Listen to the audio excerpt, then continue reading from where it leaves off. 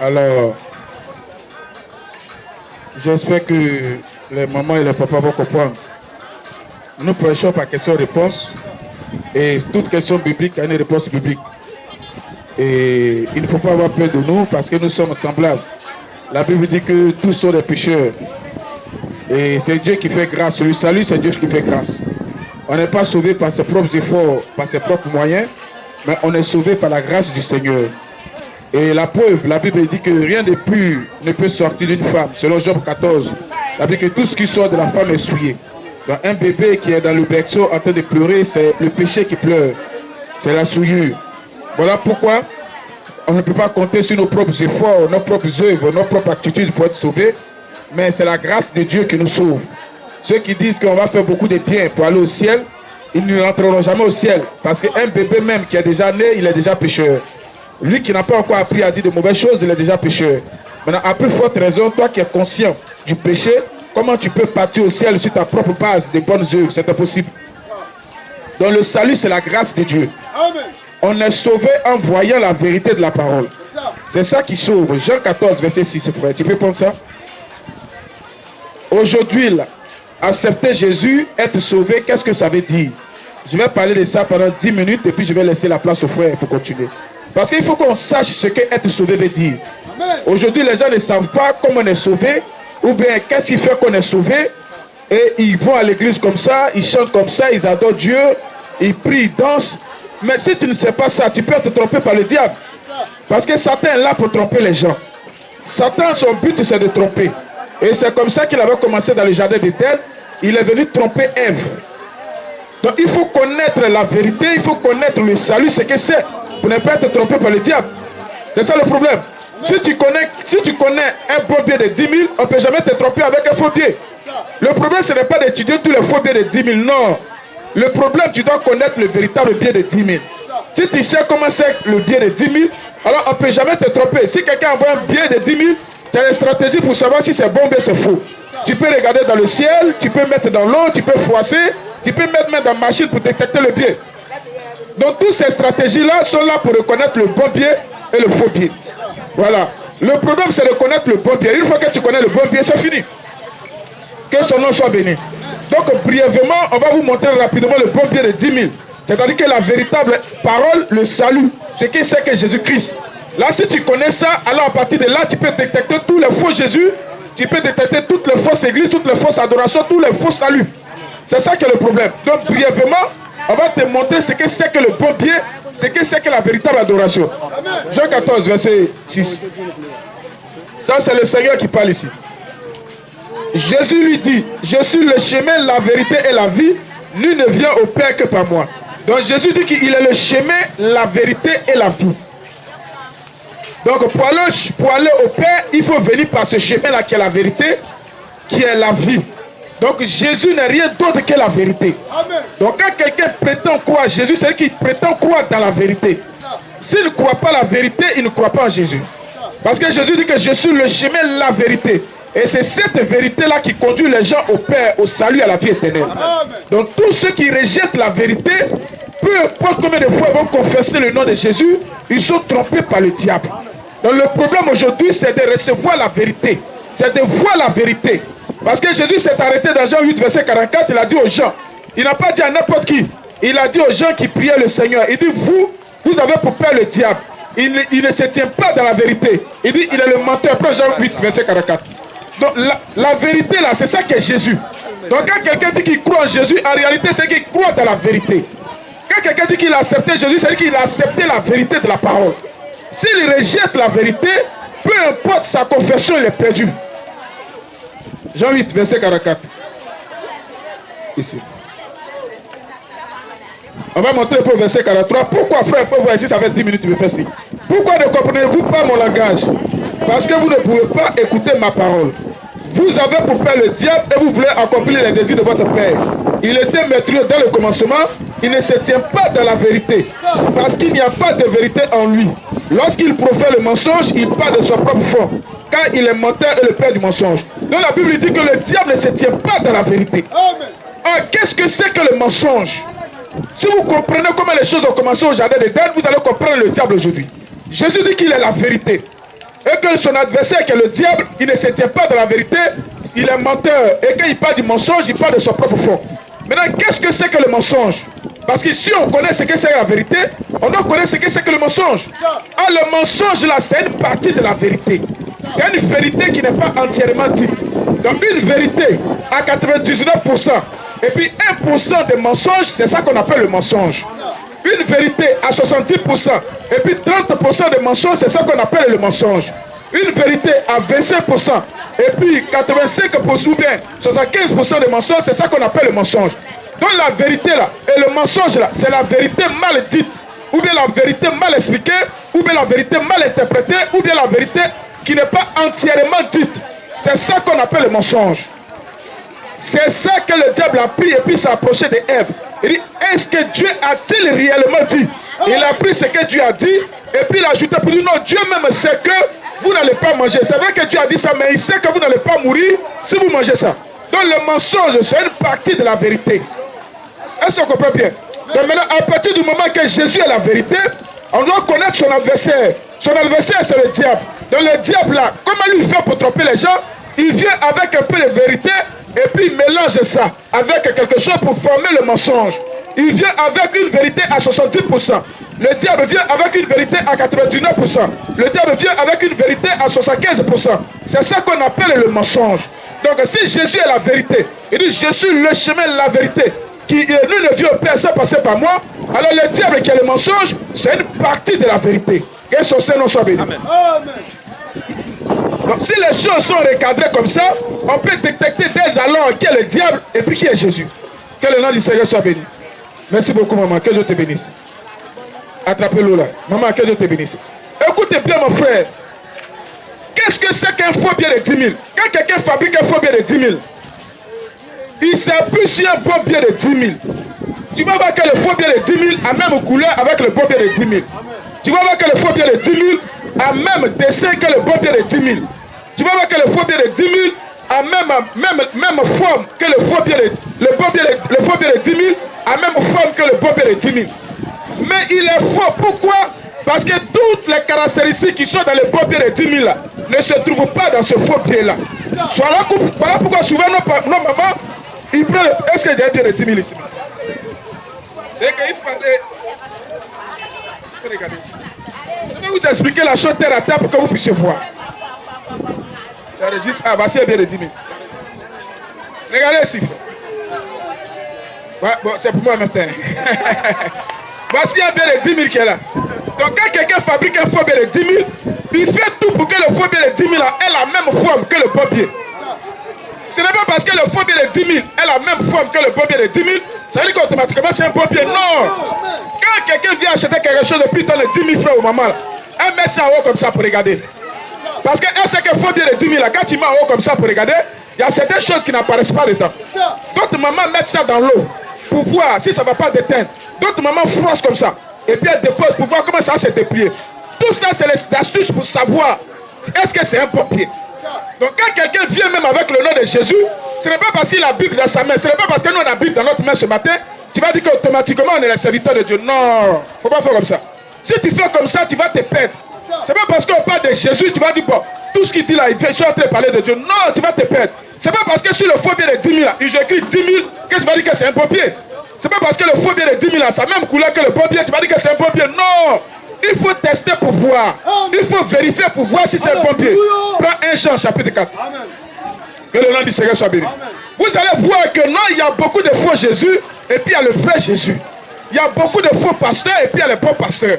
Jésus même, quand le passage que le frère a pris, il nous a déjà mis en garde. Il dit au temps de la fin, plusieurs vont venir pour séduire, pour tromper. Ceux qui vont venir tromper les gens là, ils ne vont pas venir avec nous des baillets, kokamba, tout ça là. Parce que nous tous on sait ici, on sait que baillets, kokamba et saute là, c'est le fétichisme. Ce n'est pas la voix de Dieu. Que le nom du Seigneur soit béni. Lisons ce que la Bible dit ici. On va voir qui a vrai adoré, qui adore Dieu bien et puis qui adore Dieu mal. Que le nom du Seigneur soit béni. Lisons ici. Frère, je viens, il y a te donné ta 10 minutes tout à l'heure. 1 Jean chapitre 4, nous y sommes, le verset 1er. Vous savez. Bien-aimés, n'ajoutez pas foi à tout esprit, mais éprouvez les esprits pour savoir s'ils sont de Dieu. Amen. Écoutez bien, ça c'est Dieu qui nous parle par son serviteur Jean. Il dit, bien aimé frère, n'ajoutez pas foi à tout esprit, mais éprouvez les esprits pour savoir s'il vient de Dieu. En d'autres termes, il va dire que maman, toi tu vas au marché, il ne faut pas ajouter foi à tous les pieds de 10 000. C'est que quand on te donne les pieds de 10 000, là, automatiquement, il ne faut pas croire que c'est un bon pied. Il ne faut pas faire comme ça. Sinon, tu vas mettre dans ton porte-monnaie beaucoup de faux pieds de 10 000. Quand tu vas arriver à la banque pour faire des dépôt, on va dire tous tes pieds là, tout est faux dedans. Il va appeler les policiers pour venir t'attraper. On va dire non, tu fais trafic de faux pieds. C'est ce que la Bible dit ici. Il dit, bien mes frères, n'ajoutez pas foi à tout esprit, mais éprouvez-les. Écoutez, écoutez ici. Comment il faut les éprouver? Que le nom du Seigneur soit béni. Il dit, mais éprouvez-les. Car plusieurs faux prophètes sont venus dans le monde. Il dit, plusieurs faux prophètes sont venus dans le monde. Donc, les faux prophètes, selon 1 Corinthiens, selon... Que Dieu te bénisse, maman. Que Dieu te bénisse. Vraiment, on n'a pas l'habitude de ça. Dieu te bénisse. Il n'y a pas de problème.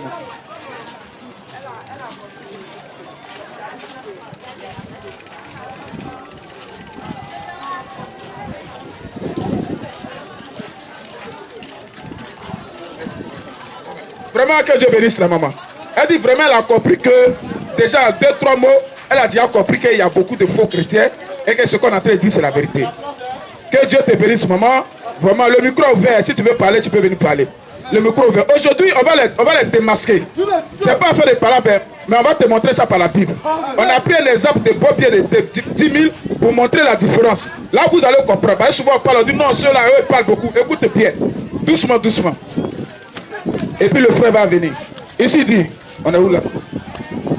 Il dit, reconnaissez, il dit qu'il y a plusieurs fois prophètes sont venus dans le monde. Donc plusieurs fois prophètes sont venus dans le monde. Selon 2 Corinthiens 11, la Bible dit que Satan se déguise en messager de lumière. Quand on parle de prophète, on parle d'adoration, affaire de Dieu. Donc plusieurs fois prophètes, comme Jésus a dit dans Matthieu 24, il dit c'est un signe du temps de la fin, plusieurs vont venir avec son nom. Est-ce que tu comprends bien? Voilà pourquoi Jean a dit, il dit, bien aimé frère, il ne faut pas ajouter foi à tout esprit. Car plusieurs fois prophètes sont venus dans le monde. Quand tu vois quelqu'un avec une Bible, il ne faut pas mettre ta foi automatiquement, c'est un homme de Dieu. Non, non, non, non. Même s'il dit non de Jésus, automatiquement, il ne faut pas dire que non, que c'est son affaire là, c'est Dieu de non. La Bible te dit, il faut éprouver, il faut examiner pour voir si ce qu'il prêche là est vraiment conforme. C'est comme quand quelqu'un te donne le pied de 10 000, c'est vrai que tu es content, mais ta joie n'est pas entièrement parfaite, tu dois vérifier si le 10 000 là c'est bon. C'est un bon pied ou bien c'est pas un bon pied. Quand tu vérifies que le 10 000 a un bon pied, alors ta joie est parfaite. Est-ce que tu comprends bien?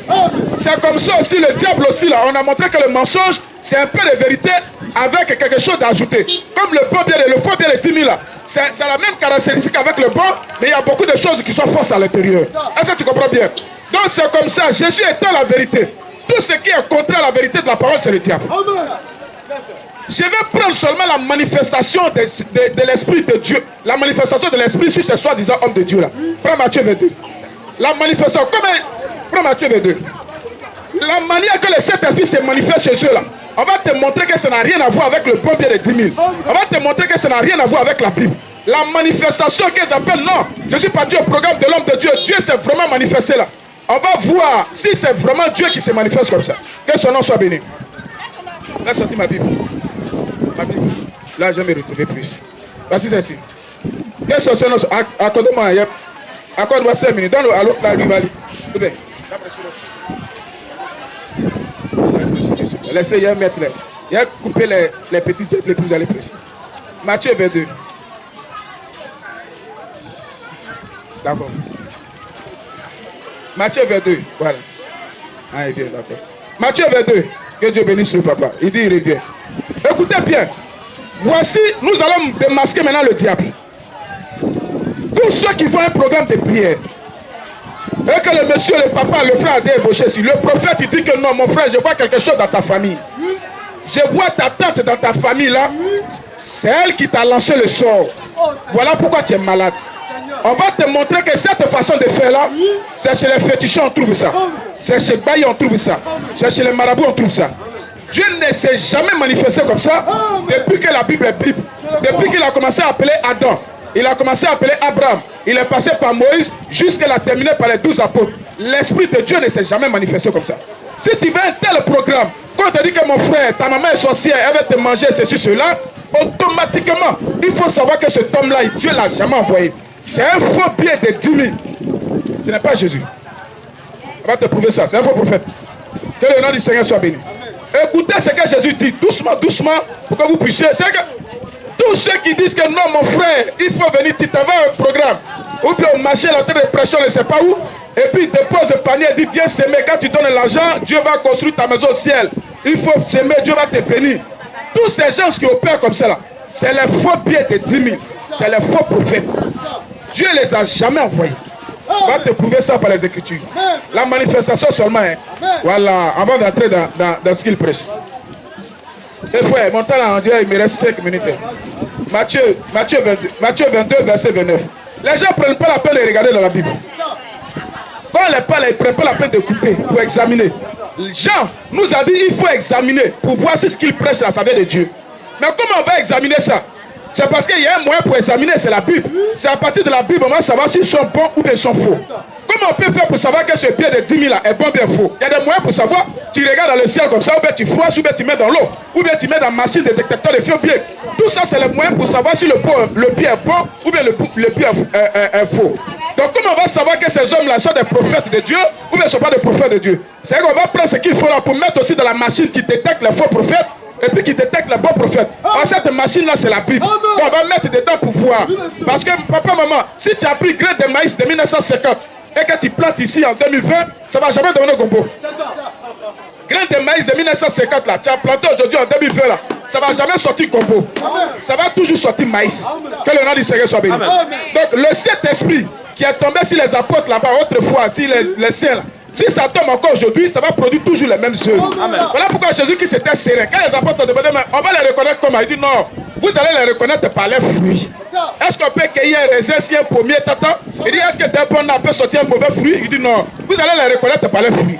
Donc quand le Saint-Esprit est tombé sur Jésus et les apôtres, la manifestation du Saint-Esprit de la puissance de Dieu là, on va voir si c'est la même manifestation qui est sur ces soi-disant prophètes. Que le nom du Seigneur soit béni. Tous ceux qui disent que ton oncle est sorcier, ta grand-mère est sorcière, à cause de ça, tes enfants ne marchent pas, à cause de ça qui est malade, ils sont possédés par le diable. Dieu ne les a jamais envoyés. Ils divisent la famille des gens. Ils mettent la haine dans le cœur des gens. Mon frère, si ta maman met tes mains, ça fait quoi? Ça fait rien. Rien qui t'a mis au monde, tu as têté ses seins. Que le nom du Seigneur soit béni. Écoutez bien. Matthieu chapitre 22, le verset 29. Jésus leur répondit, vous êtes dans l'erreur, parce que vous ne comprenez ni les Écritures, ni la puissance de Dieu. Donc Jésus dit, vous êtes dans l'erreur, parce que vous ne comprenez ni les Écritures, ni la puissance de Dieu. Donc les gens sont dans l'erreur, frère, attrape ton argent. Les gens sont dans l'erreur, parce qu'ils ne comprennent ni les Écritures, ni la puissance de Dieu. Comment est-ce que la puissance de Dieu se manifeste? C'est dessus seulement j'ai parlé, et puis j'ai laissé la place aux jeunes frères ici. Comment est-ce que la puissance de Dieu se manifeste? Est-ce que la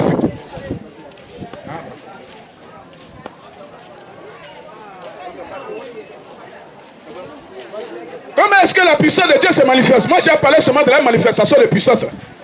Il te touche, il te touche, il te touche. Reçoit, et puis les gens tombent dans le désordre. Les femmes tombent, pas un kit ciel. Tout sort, saint sont dehors. Et puis ils appellent tout ça la puissance de Dieu. On va parler de ça. Ça, c'est un point d'hôtel. Ce n'est pas la puissance de Dieu.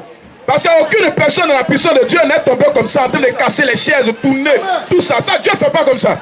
Il y a beaucoup de versets, on va te montrer ça. D'abord, allons-y, si cette affaire de sorcellerie. On va Jésus. Il s'est trouvé devant un homme qui est né aveugle. Les disciples ont posé la question à Jésus.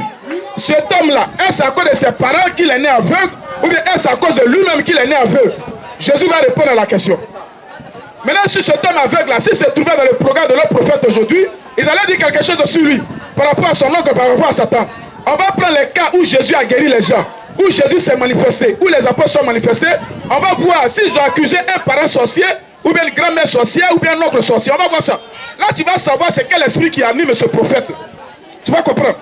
Voilà pourquoi quand il finit son programme, il dit venez s'aimer, donnez beaucoup d'argent, bénir, offrant le temps, et puis prendre tout ça. Parce qu'il est déjà dans l'erreur. Il travaille pour son frère, comme la Bible a dit dans Romains 16. Prends Jean chapitre 9. Voici Jésus qui se trouve devant un homme qui est né aveugle. Si cet homme-là était au programme de notre soi-disant prophète aujourd'hui, il allait commencer à sauter autour de lui comme ça. Et là, ce que je vois sur toi, c'est pas bon. Aïe, aïe, aïe, aïe, aïe, power. Je vois quelqu'un dans ta famille. Quand ta maman était enceinte là, ta grand-mère tournait autour d'elle comme ça là. Elle avait brandi de palais. Ça veut que palais là, elle a cassé tes yeux dans le ventre de ta maman. Voilà pourquoi tu es né aveugle. Et quand tu dis comme ça à quelqu'un, quand tu dis comme ça quelque chose comme ça à quelqu'un, automatiquement là, c'est la haine que tu mets dans son cœur contre sa grand-mère. C'est que quand il est en train de prier comme ça là, il voit sa grand-mère dans son esprit. Il dit retour à l'envoyeur, retour à l'envoyeur. 1, 2, 3, il prend le téléphone, il appelle au village. Quand il attend que sa grand-mère malade, il commence à se réjouir. La sorcière, elle va mourir. Et le Seigneur est vraiment merveilleux. Et puis il prie encore. Le jour qu'il attend que sa grand-mère morte, il crie de joie. Tu es possédé par Satan. Amen. Toi, tu te réjouis de la mort de quelqu'un. C'est le diable. Donc le pasteur, là de te faire du bien, il met la haine dans ton cœur. On va aller doucement, doucement. On n'est pas pressé. Même si je n'ai pas fini, les frères vont parler autre chose. Les cinq qu'on a dit, on ne peut pas tout dire. On est où là même? Jean chapitre 9, le verset 1er. Jésus vit en passant un homme aveugle de naissance. Écoutez bien, Jésus vit en passant un homme aveugle de naissance. Qu'est-ce qui s'est passé? Ses disciples lui firent cette question. Jean chapitre 9, à partir du verset 1er. Nous sommes au verset 2 maintenant. Rabbi, qui a péché, cet homme ou ses parents, pour qu'il soit né aveugle? Jésus leur répondit, ce n'est pas lui ou ses parents qui a péché, mais c'est afin que les œuvres de Dieu soient manifestées en lui. Voici ce que Jésus a dit. En temps de Jésus, les sorciers existaient déjà. Au temps de Jésus, les sorciers, déjà au temps de Moïse, il y avait les sorciers en Égypte. Au temps de Jésus, les sorciers existaient. Dans Actes chapitre 6, la Bible dit que Philippe est parti prêcher dans un endroit. Il y avait un sorcier là-bas qu'on appelait Simon le magicien. Simon le sorcier. Donc les sorciers existaient déjà. Maintenant, regardez comment l'Esprit de Dieu se manifeste en Jésus. Et puis ça se manifeste dans les disciples, les apôtres. On va montrer des exemples ici. Donc voici un homme malade qui se trouve auprès de Jésus. Jésus n'a pas dit que non, mon frère, tu es malade à cause de ton oncle qui est malade, qui est sorcier ou bien de ta grand-mère. Jésus n'a jamais fait ça. Le Saint-Esprit là, quand Jésus est arrivé au baptême de Jean-Baptiste, quand Jean-Baptiste a fini de le baptiser là, la Bible dit que le Saint-Esprit est descendu sur lui comme une colombe. Amen. Et la Bible dit que maintenant le Saint-Esprit a produit le fruit au travers de Jésus. C'est là que Jésus a commencé à opérer les guérisons, a commencé à chasser les esprits, a commencé à chasser les démons. La Bible dit que Jésus s'est rendu dans une ville là-bas, il a trouvé le fou de Gadara. La Bible dit qu'en lui habitait légion, c'est-à-dire que beaucoup de démons. Jésus n'a pas regardé le fou de Gadara pour dire que non, c'est ton oncle qui t'a envoûté, voilà pourquoi tu es devenu fou. Ou bien c'est ta tante qui t'a envoûté, voilà pourquoi tu es devenu fou. Jésus s'est contenté seulement de chasser les démons. C'est comme ça que depuis Moïse, toute la Bible jusqu'aux apôtres, c'est comme ça que le Saint-Esprit opère.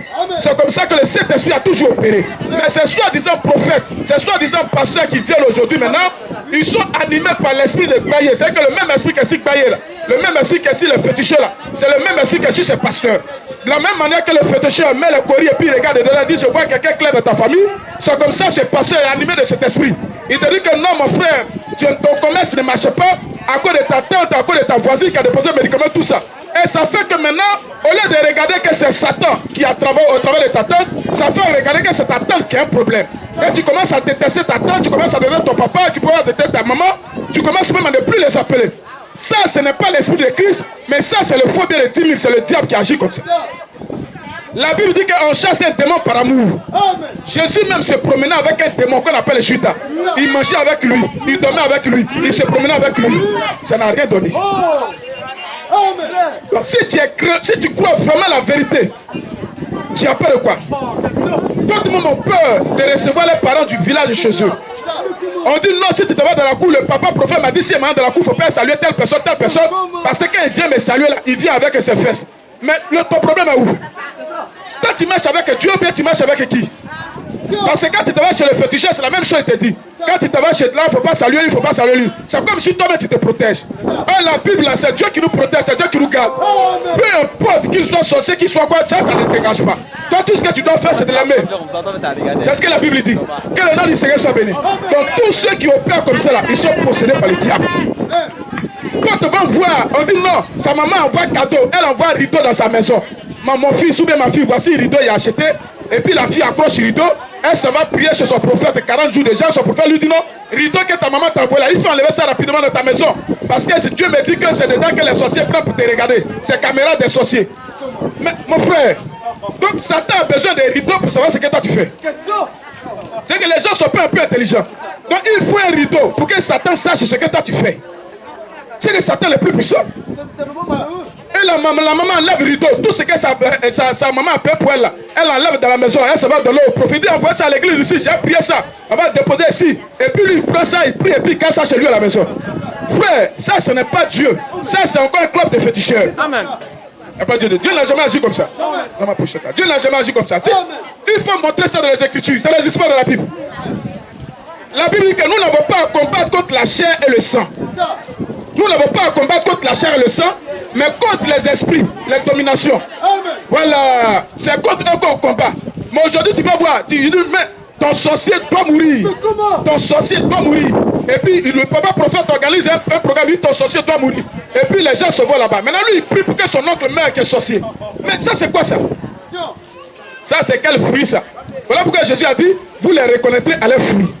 Et c'est tous les appels la puissance de Dieu. Non, ça, ce n'est pas la puissance de Dieu, mais c'est la puissance de Satan. Prends, acte 3. On a montré l'exemple de Jésus, on va montrer un exemple. Jésus est rentré dans la piscine de Bethsaïda. Il y avait beaucoup de malades. Il y a un malade, il est parti vers lui. Il dit, oh Seigneur, il n'y a personne qui me poussait dans l'eau. La Bible qu'il était paralysé. Tellement que la maladie a pris son corps, il était paralysé, il ne peut pas bouger. Jésus n'a pas dit à ce malade, mon frère, tu es paralysé à cause de ton oncle ou de ta tante. Ça ne s'est jamais fait dans les Écritures. Et ça ne se fera jamais dans la Bible. Un serviteur de Dieu qui a le Saint-Esprit de Dieu dans son cœur, il ne fera jamais telle chose. Parce que ça envoie la division dans les maisons. Ça envoie la haine dans les maisons. D'autres même disent qu'il ne faut pas envoyer l'argent à ton papa au village. Parce que c'est parce que tu lui envoies l'argent que quand tu prends ton salaire, ça reste pas dans ta main. Mais si tu n'envoies pas l'argent à ton papa là, qui va prendre ça? Ton papa, il sait qu'il t'a mis au monde. Il a payé CP1, CP2 jusqu'à... Tu as eu travail. Tu commences à travailler. On connaît un gars comme ça, un grand type. Mais aucun de ses membres de sa famille ne vient chez lui à la maison. Parce qu'il est rentré dans une église, il a emmené une femme, il est rentré dans une église. On lui a dit que tous les membres de sa famille sont les sorciers. Même prendre une petite fille du village pour venir chez lui, il dit non, non, non, non, non, c'est pas possible.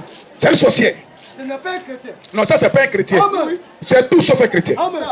Il est encore perdu. Il faut que Dieu lui fasse grâce pour que ses yeux s'ouvrent. Et tout son argent, c'est que l'argent tu dois envoyer au papa. Papa prophète, tu dois envoyer à ton papa là.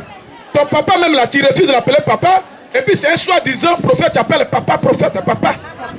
Papa, voici 20 000, papa, voici 30 000. Alors que ton papa même qui t'a mis au monde, ta maman qui t'a mis au monde au village là-bas, ils n'ont rien gagné depuis le mois fini, ils n'ont rien gagné. Mais comme on t'a dit qu'ils sont sorciers, alors tu les laisses. Et puis, non, vraiment, ça c'est le diable. Ça c'est vraiment la manière de Satan de faire. Et ils appellent ça non, Dieu m'a révélé que non. Tiens, mon commerce qui ne marchait pas, non, le Seigneur est merveilleux. Tiens, c'est ma tante Claire là. Elle a pris, comme mon enfant qui était dernier à l'école là. On dit ma tante là, elle a ouvert sa tête, elle a enlevé l'intelligence de mon enfant, et puis elle a enterré devant nous, papa prophète est puissant. Non, ça c'est la puissance du féticheur. Ça c'est dans une église de Satan. Les mots sont durs, mais c'est la vérité. Parce que nous sommes responsables de ce que nous prêchons. On doit prêcher la vérité. Parce que Dieu va dire, mais on t'a placé là-bas, pourquoi tu n'as pas dit la vérité? C'est la vérité qui sauve. Quand tu crois à la vérité, c'est ça qui te sauve. Si tu rejettes la vérité, tu es perdu. Parce que Jésus, au fait, c'est la vérité. Je te dis de prendre quel passage. On va voir un exemple. J'ai fini là. On va voir un exemple des apôtres. Les apôtres aussi, quand ils ont reçu le Saint-Esprit, la Bible dit qu'ils partaient devant le temple comme ça. Et puis, je viens un homme paralysé de naissance. Depuis qu'il est né là, lui, il ne marchait pas. Il s'assoit devant le temple pour demander l'argent. Quand les apôtres l'ont vu là, on va voir si les apôtres ont dit, mon frère, tes pieds sont cassés parce que vraiment, ta maman là, quand elle était enceinte là, ta grand-mère est venue demander quelque chose, elle a refusé. Donc comme ta grand-mère était fâchée là, elle a pris tes pieds dans le ventre de ta maman et puis elle a attaché ça à l'arbre du village là-bas. Donc voilà pourquoi tu es né paralysé. Est-ce que c'est comme ça que les apôtres ont dit? Jamais. Est-ce que c'est comme ça dans la Bible? Jamais. Que le nom du Seigneur soit béni. Les apôtres et Jésus et les prophètes sont contentés seulement de chasser les démons. Ils se sont contentés seulement de chasser le diable. Voilà, ils n'ont pas dit que non, c'est ton cousin qui est à la base, c'est ta cousine qui est à la base. Ça, c'est l'esprit qu'on trouve chez les féticheurs, chez les marabouts là. C'est ça que suit ce pasteur. Que le nom du Seigneur soit béni.